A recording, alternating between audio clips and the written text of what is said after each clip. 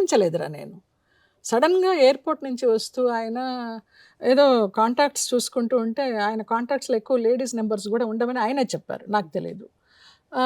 జేలో జయలలిత అని కనిపిస్తే ఫోను చేశారురా. అది ఏ నిమిషం ఫోను చేశారో, అది ఏ ముహూర్తమో తెలీదు గానీ, జస్టు నంబర్స్ చూస్తుంటే నీ పేరు కనిపించింది. చేశాను. ఎలా ఉన్నావు? నేను హైదరాబాద్ ఎయిర్‌పోర్ట్‌లో దిగాను. ఇంటికి వెళుతున్నాను.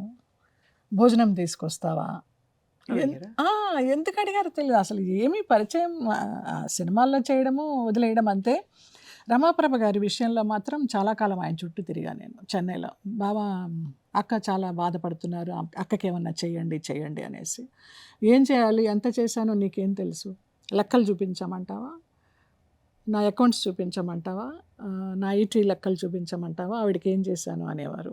ఇంకా నా దగ్గర సమాధానం ఉండదు కదా! భగవంతుడికి తెలుసు వాళ్ళిద్దరి మధ్య ఏం జరిగిందనేది. సో, అక్క ఇలాగ అంటున్నారంటే అయితే వదిలేసేయి అన్నారు.